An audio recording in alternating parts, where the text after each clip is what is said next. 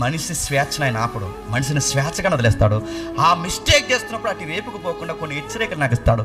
అయినా నేను పోయాను అనుకోండి, ఆ తప్పు చేస్తున్నప్పుడు దేవుడు ఏం చేస్తాడంటే, ఎందుకు జేమ్స్ ఇలా చేసుకుంటున్నాడని ఆయన పరలోకంలో నుండి బాధపడతాడు.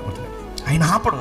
పండు తెంచేటప్పుడు ఆపడు, తినేటప్పుడు ఆపడు, సాతాను మాట వింటున్నప్పుడు ఆపడు. మీరు గుర్తుపెట్టుకోండి, మీరు పాపం చూస్తున్నప్పుడు ఆపడు, చేస్తున్నప్పుడు ఆపడు, ఏది ఆపడు. కానీ అవకాశాలు మాత్రం ఇస్తాడు. ఏమని? అలా చెయ్యొద్దు, అలా చెయ్యొద్దు.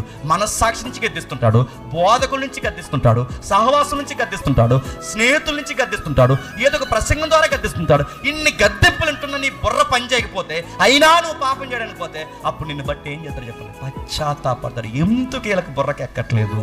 ఇశ్రాయేలు కొరకు పశ్చాత్తాపడిన దేవుడు, ఆది కాలంలో పశ్చాత్తాపడిన దేవుడు, సౌలును బట్టి పశ్చాత్తాపడిన దేవుడు, నిన్ను నన్ను బట్టి కూడా చెప్పండి పశ్చాత్తాపం. ఆ పశ్చాత్తాపం అంటే తెలియక, బాగా ఉండండి, భవిష్యత్తు తెలియక పశ్చాత్తాపడుతున్న నా పదానికి అర్థం కాదు.